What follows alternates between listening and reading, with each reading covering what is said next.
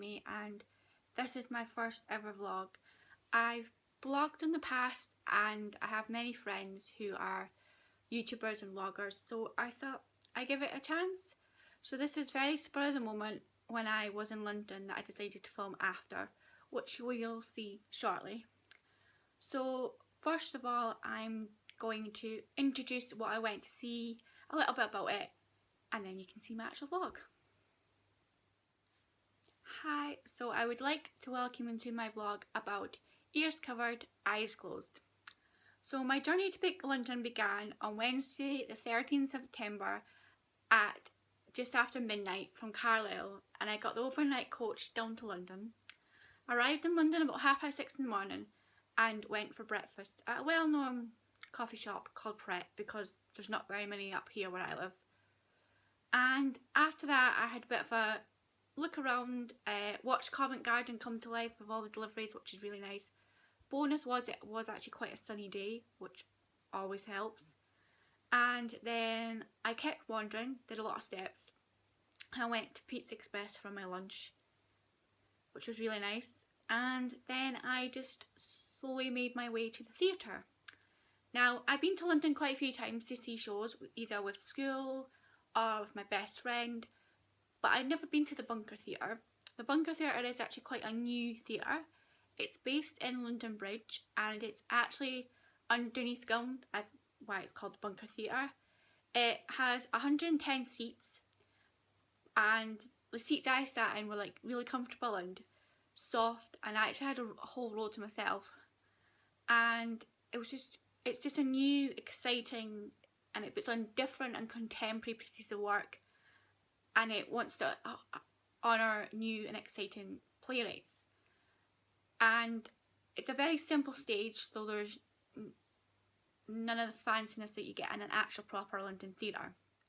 So, Ears Covered, Eyes Closed is based in Woking in the 1980s, and it tells the story of two friends who bunk off school and head to Brighton on one of their little adventures to go back to a day 4 years ago.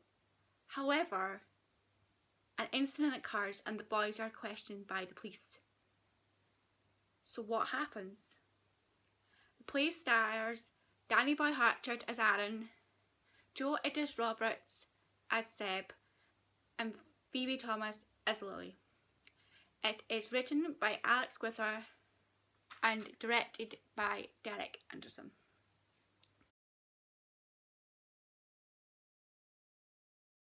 So now you will see my actual vlog from the day when I was in London, and this is my very initial thoughts of what happened, so there are bits missing out because I couldn't really remember. And you'll also see what happened to me after the show and the amazing new people I met and the amazing things that seem to always happen to me when I meet my faves. So that's it. Hi guys, this is like my first ever vlog and you probably can't really see me because it's like 10 to 9 and it's September and it's dark. But I've just been not long, well this afternoon, to see Danny-Boy Hatchard in Playsden, which I'll tell you the name of it because I always get it wrong when I don't. And it was awesome. Danny-Boy was amazing. So many like ranges of emotions, and when his character Aaron went back to when he was younger, and when the actual event happened, and like 1 second he'd be angry, the next one he'd be upset, next one he'd be laughing. There was a lot of swearing in it, which was a bit weird. But yeah, and then so yeah, it was really good. Sound effects weren't too bad for me. There's a few little ones, and the lighting I kind of got used to it. It was a really intimate venue, but the seats were really good, quite comfy for me, and I could fit there.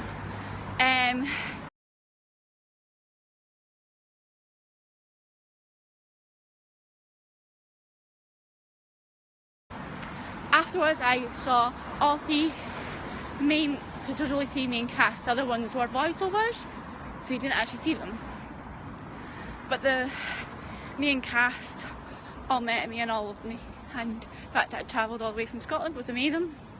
Danny-Boy, I told them that was coming. And then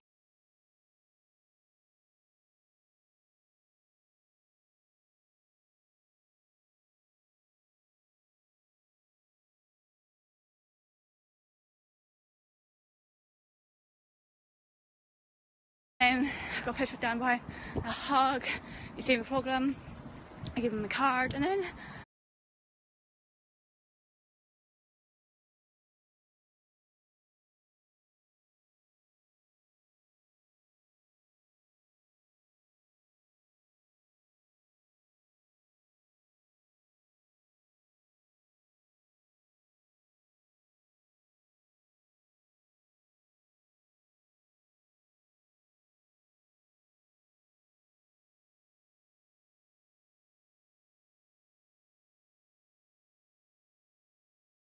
so yeah, so I think I've got a contact there, and if she ever opens up and uses her own school, I could have a job. So all in all, very, very successful day in London for my first solo mission.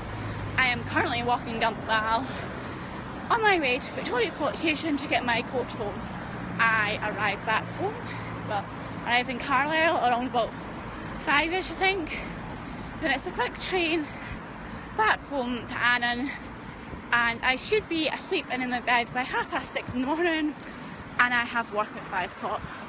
So if you watch this vlog after you see me at work, you might know why I'm very, very happy and a bit giddy.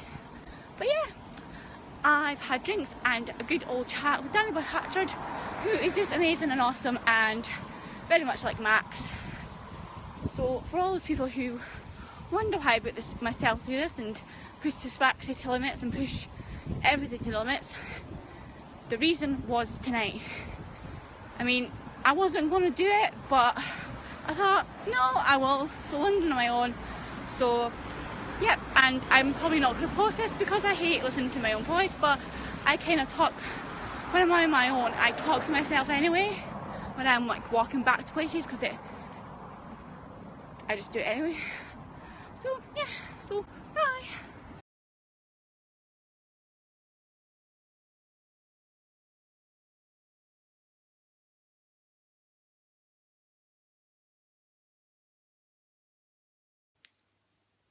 So this part is a more of a review, or my review of what I think about the characters, what I think about the staging, what I think about how it's set out, how it's written, and just what I thought now that I've had a few weeks to digest what's happened.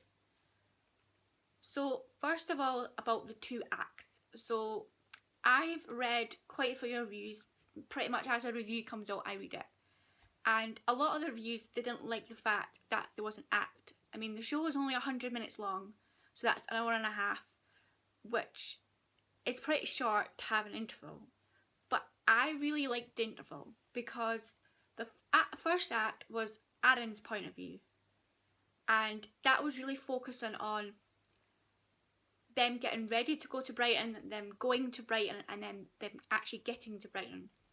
And then Act 2 is done with flashbacks when Zeb goes back to a younger self, so in the beginning of the 80s, and it's about his relationship with his mum and the fact that there's domestic violence happening in the house, and you can clearly see that in those short number of years it's really damaged Zeb, and it's really done something to his mental health, and not only his mum's. And I think having them in 2 separate acts makes that difference and makes you know that there's a different point of view and that you're seeing something. What I also think is really good is the incident, so what happens, which I can say because the show's been. So there is a murder, someone dies, and that doesn't happen to the very, very, very end of the show. And it's quite cleverly done because you don't see any of it, it's all done through the out of the main stage area. So now a little bit more about the characters. So on the face of it, Seb and Aaron are very unlikely friends. Aaron is very angry, he's very tough, he's protective, he's the leader, he's the one that tells Seb what to do, how he should act when he goes to the train station, what he should say, how he asks for his ticket, what does he say when they ask him something. He's planned the route to get them to the train station without anyone noticing them, or he really just wants to make sure Seb's okay, but there is that anger in him, and that obviously comes out in the second half. But there's definitely an anger in it. I mean, obviously everyone's seen Danny-Boy Hatchard in EastEnders and in other roles he's done, and he's obviously brought that to it. But I just, not to be biased because he is one of my faves, but I thought his acting in it was amazing, and his direction of movement was just great, and just the way he was. And because, which I'll come on to a little bit further on, how the play's directed and written and worked, it's a really hard role to play because there only is 3 main characters. So on the other hand, Seb is quiet, he's nervous, he's shy, he's a follower, he follows Aaron's lead. He is obviously been damaged by what's happened at home, with what's happened to his mum. Has obviously done something to him, and he hides away and he scurries and he reads his comic when he's on the train, and he has his Marmite sandwiches, and he's definitely still connected to his child self, and I think that's where he resorts into, and that's his safe place, is being a child again. I've never heard of Idris-Roberts, but I'm going against what a lot of the reviews said, and I thought he's amazing. I thought he's a great actor, and definitely look him up for other things that he's come on, and you could really believe he was being Zeb and being that young and being that scared and that unsure and really, really frightened about what could happen. So Lily is Zeb's mum, and we only meet her in Act 2 when we use the flashbacks of going back to himself.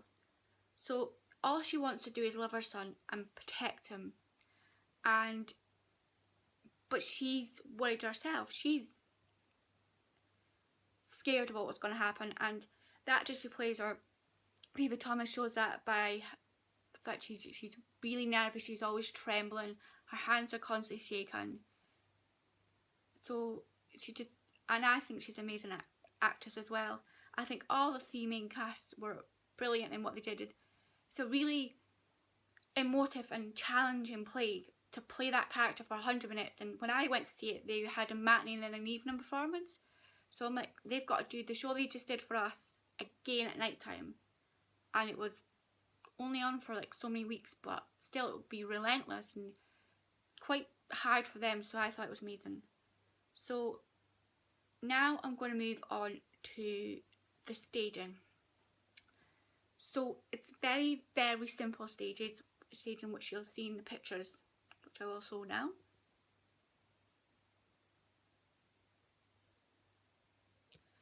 So you can see from the pictures that it's literally a very blank stage with lots of grey boxes, and the grey boxes, some have slopes that go up, some with slopes that go down, some with steps, and there's 2 boxes in the middle, and they become the set. So the 2 boxes in the middle were the seats when they're sat on the train, the ramps were when they were running through the back alleys of walking to get to the train station to not be stopped, and part of the set also became the stairs in the house, so where Seb would hide and that he could come down, and they could lift things up off the grey boxes to go underneath that. Imagine them, Seb hiding his backpack and his sandwiches and his comic and everything that he needed.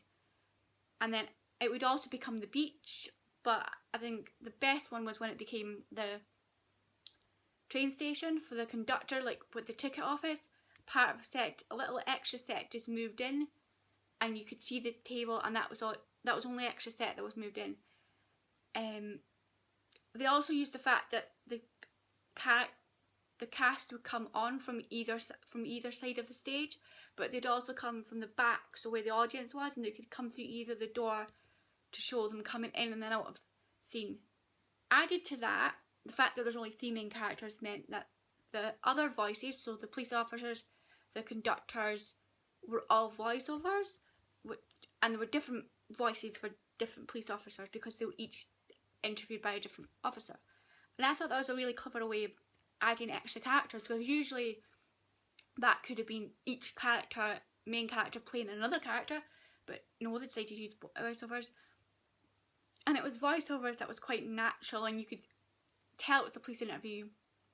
And it didn't, I think it added to when the cast were acting, when Danny-Boy and Joel were acting, they were acting to a voiceover, but you could, if you really closed your eyes and just sat, you could totally imagine they were in a police cell being questioned by a police officer right in front of them. And that's another thing, you could, if you close your eyes, you could totally picture you were with them running through the streets of Woking, which I just thought was great.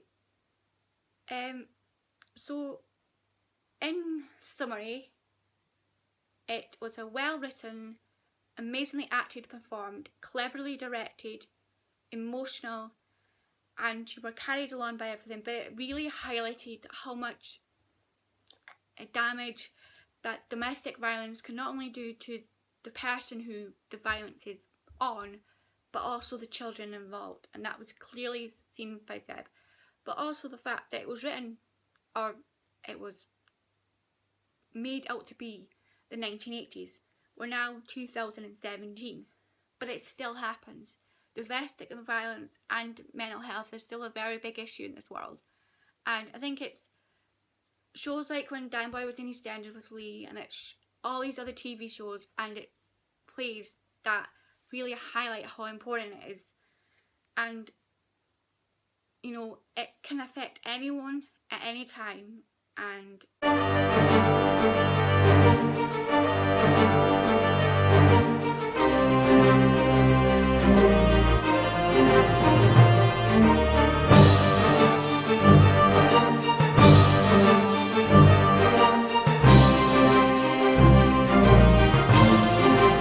so there you go, guys. That is my first official vlog of when I went to London to see the play.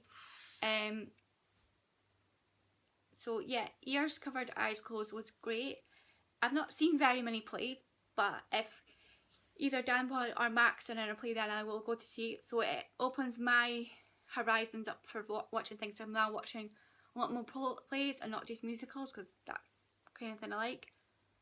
So, and yes, I was called crazy and silly for all my travelling, but it was totally worth it. Seeing the show and everything else that happened that I won't go into because I just don't, but it was so worth the travel, and I would be doing it again. Of course, it's me.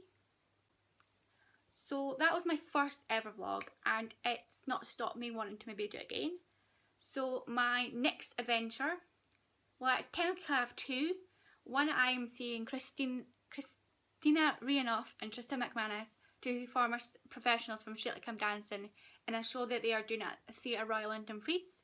So Dumfries is the next home to me, and it's very, very lucky that we've got that show coming to Dumfries, so I don't need to travel very much.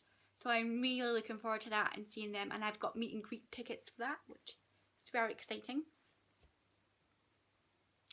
And my adventure just after that is down to Stevenage with Heather to see the very lovely Gemma Olsen in Up and Under, a play, and staying overnight. So I'm looking forward to hanging out with Heather, seeing Gemma again.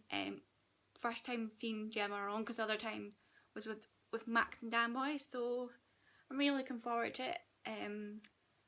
It comes at a time of the year when it's really important for me to keep doing things, so hopefully I will find time to vlog a little when I'm there, but it'll be more like this one than it'll be when I come home. So just to gauge how you like, so if you like this video, thumbs up.